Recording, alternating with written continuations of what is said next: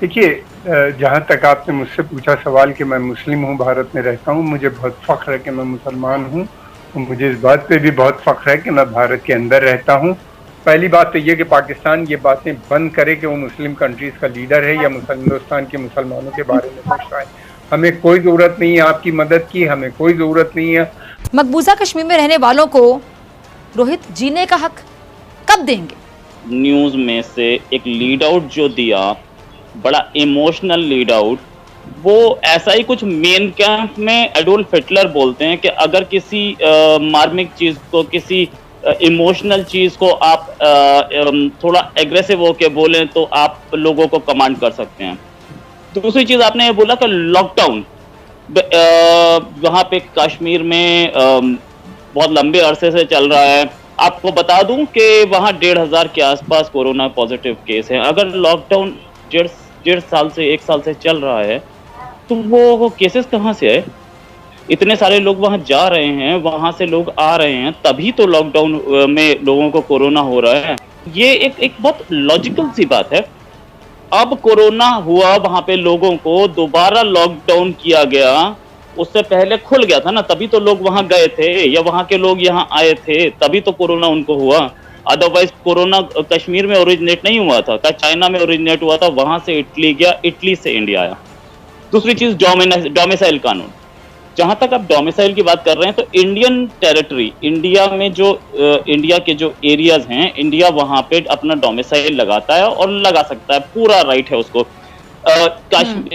कश्मीर में जो डोमिसाइल है वो कैसे बनेगा, कब बनेगा, कौन से कानूनों के तहत बनेगा, ये चीज पाकिस्तान तो शायद ना समझाए हमें, क्योंकि हमने भी पाकिस्तान को कभी नहीं बोला इस्लामिक कंट्री आप बने थे, कभी आपको बोला था? आप तो सेक्युलर थे, आप भी तो भूल गए अपने कायदे आजम साहब की वो तकरीर को, जिसमें उन्होंने बोला था कि Pakistan is a secular state and will remain a secular state. तो इंडिया में क्या कानून होगा या पाकिस्तान हमें ना बताए। इंडिया का डोमिसाइल कानून चल रहा है, वो लॉ बन रहा है और सारे कश्मीरीज को पूरी की पूरी आजादी है इंडिया में। इस समय 10,000 से ज्यादा जो स्टूडेंट्स थे जो कि अक्रॉस इंडिया पढ़ रहे थे, कश्मीरीज, उनको बुलाया गया, उनको वापस कश्मीर भेजा गया अभी कोरोना के बाद, और अक्रॉस द वर्ल्ड जितने कश्मीरी स्टूडेंट्स पढ़ रहे थे वो भी वापस आए। ये तो रिकॉर्ड्स पे है, इसको तो आप मानेंगे। तो कौन से लॉकडाउन, कौन सा कर्फ्यू, कौन सा माँ बहनों की इज्जत की बात आप कर रही हैं जब स्टूडेंट्स बाहर पढ़ने जा रहे हैं? I can't understand this. कौन सा? अच्छा जी रोहित, आपका मैंने जवाब सुना। मैं किसी मेहमान को इंटरप्ट नहीं करना चाहती, मैं तमाम मेहमानों का जवाब इसी तरह सुनूंगी ताकि नाजरीन सबका जवाब सुन सके। ब्रिगेडियर हारिस नवाज साहब, मैं आपकी तरफ आती हूँ। मेरे ख्याल से मुझे सवाल पूछने की जरूरत नहीं है, रोहित की बातों का आप जवाब देना चाहेंगे। वो कह रहे हैं कौन सा लॉकडाउन, कौन सा कर्फ्यू, आप जरा समझाएं इनसे पूछें कि कश्मीर में लॉकडाउन सिर्फ कश्मीरियों के लिए है, आपके हिंदुओं के लिए, आपकी पुलिस के लिए, आपके आर्मी के ट्रुप्स के लिए कोई लॉकडाउन नहीं है। ये उन्होंने कोरोना फैलाया है। वो बेचारे तो आपने उनको तो कैद में रखा हुआ है, ना वो कहीं जा सकते हैं, ना कहीं वो बैठ सकते हैं। आपने उनकी जायदादों पे कब्ज़ा कर लिया, उनके बागात ख़त्म कर काट दिए, आपने उनके तमाम कारोबार तबाह कर दिया, जवान बच्चों को पकड़ के आपने आगरा की जेल में ले जाके बंद कर दिया। आपने उनको क्या लॉकडाउन तो आप उनके लिए, आपके लिए तो कोई लॉकडाउन नहीं है। आई थिंक ये बड़ी लॉजिकल सी बात की आपने कि आप कह रहे हैं कि लॉकडाउन है। लॉकडाउन सिर्फ कश्मीरियों के लिए, और जो जुल्म सितम आपने ढाए हैं दुनिया को सबको मालूम है। सेकंड बात आप जो दूसरी कर रहे थे वो भी आप देखें कि ये डोमिसाइल की बात है। कश्मीर आपका हिस्सा नहीं है, it is occupied territory. United nation के चार्टर्ड के ऊपर बड़ा क्लियर रेजोल्यूशन इसके पास हैं। फिर उसके बाद शिमला की आप बात करते हैं, आप कहते हैं हमारा दो तरफा बायलैटरल इशू है, उसमें भी ये इशू है। तो आपने कैसे वहाँ जाके अपना कानून लागू कर दिया है, वहाँ का झंडा उतार दिया, आपने वहाँ के कश्मीरियों को अलहदा कर दिया, ज़बरदस्ती गासिब कर लिया। आपका सुप्रीम कोर्ट कहाँ गया? आप कहते हैं आपकी बड़ी ये सेकुलर तो नहीं है, अभी तो आपने हिंदू स्टेट बना दिया इसको। कायदे आज़म ने इस्लामिक स्टेट बनाई थी, तभी 2 कौमी नसरिया था, और उसके बाद यहाँ पर तमाम माइनॉरिटीज़ को बराबर के हकूक़ के कोई प्रॉब्लम नहीं है। आप लोग ये इंटेंशनली इशू करते हैं। मेरे ख्याल में ये हमें सबको समझना चाहिए, जो इस वक्त इंसानियत के ख़िलाफ़ लड़ाई कर रहे हैं। ये यूनाइटेड नेशन के जनरल सेक्रेटरी ने बड़ा क्लियर बात की है कि इस वक्त तमाम लड़ाइयाँ बंद कर दें, तस्वीरें बंद कर दें, कोरोना के खिलाफ लड़ें। आपने कोरोना भी मुसलमानों को निकाले कि इन्होंने मुसलमानों ने कोरोना फैलाया? फॉर गॉड सेक, आप किस दुनिया में रह रहे हैं, कुछ ये सोच समझ के बात करें। इसके बाद गलत बात है, मुसलमानों ने कैसे फैलाया है इतनी मुसलमानों से नफरत। ठीक है, कमर आगा साहब, आप भारत में रहते हैं और आप मुस्लिम भी हैं। भारत में तो मुसलमानों के साथ हो रहा है कमर आगा साहब, आप उसकी हिमायत करते हैं, मुखालिफत करते हैं, आप भी रोहित की तरह कहेंगे कि कहाँ हो रहा है और मुझे दिखाएं कहाँ हो रहा है।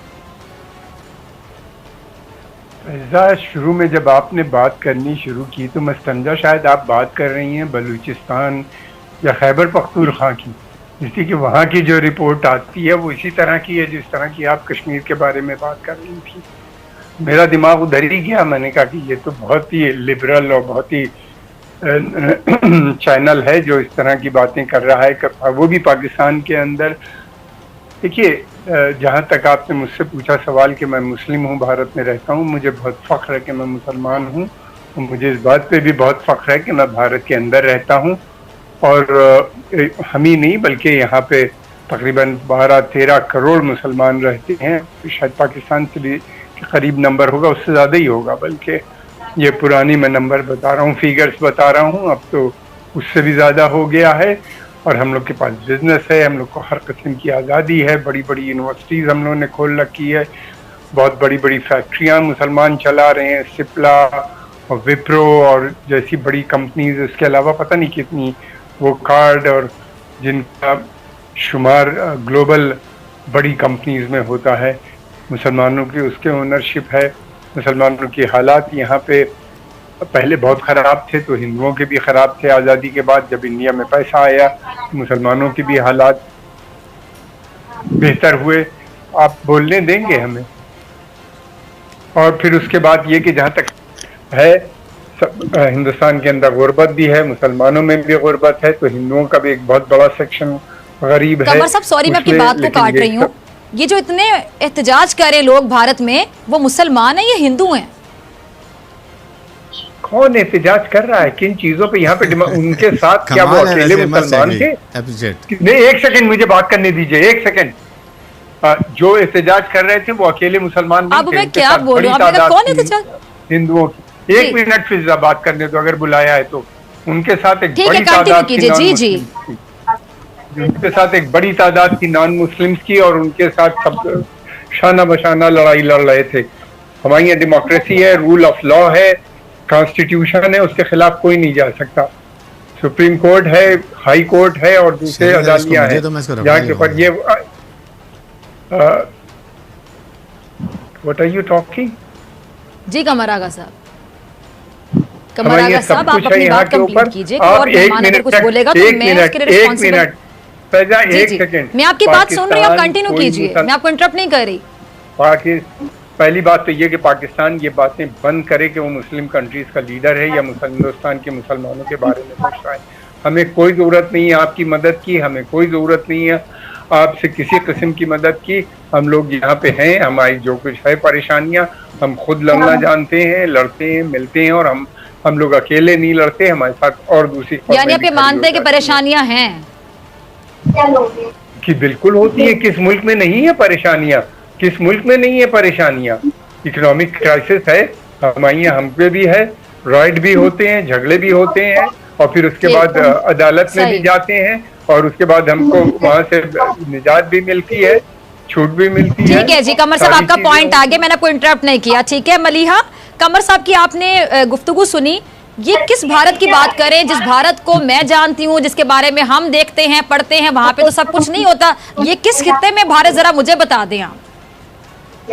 जी बहुत शुक्रिया फिजा। कमर साहब की मजबूरी है दरअसल ये बातें करना, क्योंकि वो जानते हैं कि जितना फैशिस्ट। सर मुझे प्लीज कंप्लीट कर लेने दीजिएगा। मैं तो आपसे एम्पैथाइज करती हूँ पूरी तरह से, क्योंकि मैं महसूस करती हूँ आपका दर्द, आपकी जो एक इनसिक्योरिटी है कि अगर आप इस तरह की बातें ना करें तो वो मोदी जो कि माइनॉरिटीज को, जो कि नॉन मुस्लिम माइनॉरिटीज हैं, उनको भी नहीं रहने देते पीसफुली। अगर इतनी खुश है माइनॉरिटीज तो एहतजाज क्यों कर रहे हैं? ये जो मैडम बोल रही थी, ये जानती नहीं शायद कि ये जवाब किसको दे रही थी, कमर आगा साहब को दे रही थी। अगर मैं कमर आगा साहब का 1/10 भी बन जाऊं ना, तो मैं अपने आप को जिंदगी में सक्सेसफुल समझूंगा। जितनी मेरी एज नहीं है ना, उतना उनका एक्सपीरियंस है, और जो हाइट्स उन्होंने टच किए हैं इंडिया में जर्नलिज्म में, वो रेयरली कोई टच कर पाता है। जहां तक बात ये है कि इंडिया में उन्होंने बोला कि इंडिया टेररिज्म फैला रहा है और इंडिया को अमेरिका, वो माइक पॉम्पेओ का नाम लिया। ये अमेरिकन प्रेसिडेंट का एक स्टेटमेंट भूल गई क्या कि जब हाइड्रोक्सीक्लोरोक्विन इंडिया ने भेजी तो उन्होंने क्या बोला था, this help will not be forgotten. और कल ही एक रिपोर्ट आई अमेरिकन कांग्रेस की कि पाकिस्तान पे ट्रस्ट नहीं किया जा सकता, पाकिस्तान अभी हक्कानी नेटवर्क को सपोर्ट कर रहा है। कल की रिपोर्ट है, अगर वो पढ़ लें मैडम तो अच्छा रहेगा। जहां तक बात उन साहब ने बोली कि इंडियन आर्मी ने फैलाया वहां पर कोरोना, क्या बोलते हैं उसे, कश्मीर में, तो ये बात ये एक्सेप्ट कर रहे हैं क्या कि इंडियन आर्मी से सारे कश्मीरी गले मिलते हैं? अगर गले मिलते होंगे, पत्थरबाजी नहीं हो रही है इंडियन आर्मी के साथ, अगर पत्थरबाजी हो रही है तो दूर डिस्टेंस मेंटेन होता होगा। अगर गले मिल रहे हैं तभी तो कोरोना फैलेगा। वैसे भी फैलती है बाय द वे, मतलब पत्थर पाड़ने का जो डिस्टेंस है 20-30 मीटर, इतनी दूर से फैल जाता है। आपको कहां से पता लगा? ये कहां से लाए आप इनपुट्स? आप भी कहीं से भी बोल देते हैं। इंडिया, पूरे रेस्ट ऑफ इंडिया से 10,000 से ज्यादा बच्चे गए हैं कश्मीर। आपने पढ़ी थी ये रिपोर्ट? और ईरान में पढ़ने वाले बच्चे, जो कश्मीरी बच्चे जिनको इंडिया ने पासपोर्ट दिया था, इंडियन पैसे पे गए हुए थे और मलेशिया में पढ़ रहे थे और वो इंडोनेशिया में पढ़ रहे थे। लड़ क्यों रहे हैं ये बताएं ना? कश्मीरी क्यों चाह रहे हैं कि उनको हक खुदरादियत दिया जाए? इतनी मोहब्बत है उनको आप लोगों से, क्या कह रहे हैं आप? और अगर इतना टूट अंगे तो उनके अंग अंग में गोलियां कैसे चला लेते हैं आप लोग? देखिए, आप दो अलग अलग चीजें बोलते हैं। पाकिस्तान की तरफ से यह आता है कि हम पैलेट गन यूज करते हैं। पैलेट गन यूज कर रहे हैं तो हम गोली नहीं यूज कर रहे हैं, ठीक है? तो गोली क्यों नहीं यूज कर रहे? क्योंकि हम कश्मीरी को बचाना चाह रहे हैं। कोई आदमी सामने से पत्थर मार रहा है पाकिस्तान से 500 रुपए लेकर के, तो उसको